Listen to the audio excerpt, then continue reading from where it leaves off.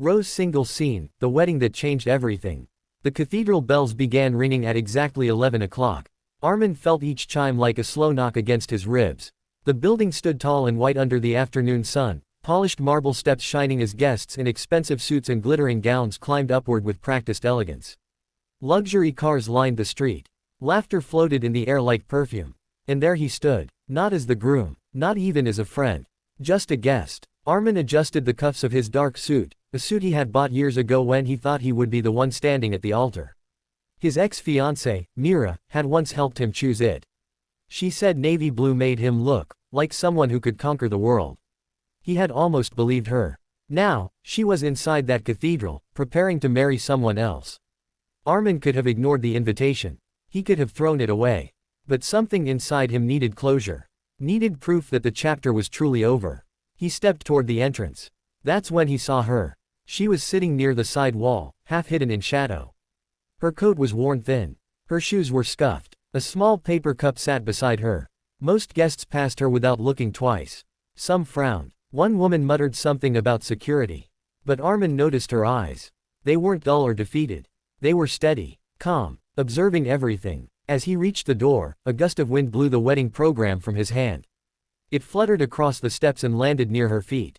She picked it up carefully, smoothing the edges as if it were something precious. "You dropped this," she said softly, standing to hand it back.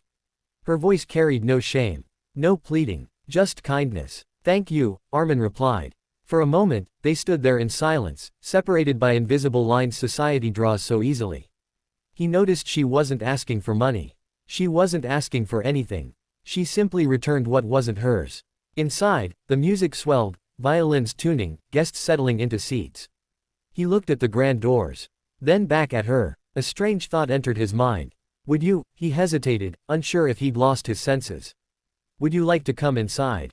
Her brow furrowed slightly. "Inside? Yes. As my guest." She blinked, almost as if checking whether he was mocking her. "I don't think I'm dressed for that kind of place." "Neither am I," he said quietly. "Not anymore." For the first time, her lips curved faintly. There was something about her presence, unshaken, grounded. Armin suddenly realized he didn't want to walk into that cathedral alone.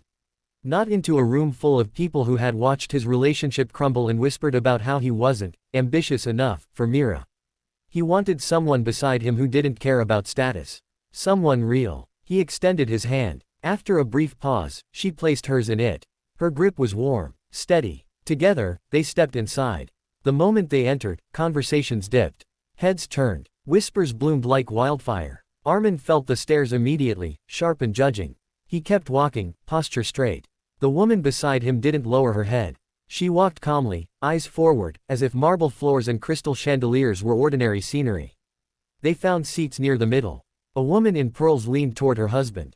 "Who is she?" she hissed. "No idea," the husband muttered. "Must be some kind of statement." At the altar, Mira stood radiant in white. Her groom, Rohan, a wealthy businessman with a flawless smile, held her hands. But Mira's gaze shifted. She saw Armin. Then she saw who stood beside him. Confusion flickered across her face. Then disbelief. Then something else, something unsettled. The ceremony began. The priest spoke of love, loyalty, and forever. Words Armin once imagined hearing for himself. He thought he would feel pain. Instead, he felt strangely calm. Beside him, the woman listened attentively, her expression thoughtful. At one point, she leaned closer and whispered, "Do you regret coming?" He considered the question. "No," he answered truthfully. "Not anymore." She nodded as if that mattered. When the vows were exchanged, applause filled the cathedral. Flowers were tossed. Cameras flashed. But the real moment came afterward. At the reception hall, the ballroom glittered with chandeliers and gold-trimmed tables. Waiters carried silver trays of champagne. A live band played soft jazz. Armin and his unexpected companion entered together. Now the stares were impossible to ignore. A man from Mira's old social circle approached with a tight smile. "Armin. Long time." His eyes slid toward the woman. "Interesting date." Armin didn't flinch. He realized he didn't know her name. She stepped forward gracefully. "My name is Sarah." Her voice was calm but firm. The man chuckled awkwardly. "Well, Sarah, welcome to this." She met his gaze without blinking. "Thank you. It's a beautiful celebration." There was no sarcasm, no bitterness, just honesty. The man left, unsettled. Armin exhaled. "I'm sorry." This must be uncomfortable. I've been in far more uncomfortable places, she replied gently. This is just a room. A room. He realized how much power he had given to rooms like this. 2 opinions. 2 appearances. Across the hall, Mira approached. Her gown shimmered as she walked, guests parting around her. Rohan trailed slightly behind, curious. Armin, she said, her voice controlled but tense. I didn't expect you to come. You invited me. Her eyes shifted to Sarah. And you brought my guest, Armin said simply. Silence hung between them. Mira studied Sarah from head to toe. But instead of embarrassment, Sarah offered a polite smile. Congratulations, she said sincerely. You look very happy. Mira seemed caught off guard. Thank you. For a brief second, something unspoken passed between the 2 women. Recognition, perhaps, of strength. Rohan cleared his throat. Well, enjoy the evening.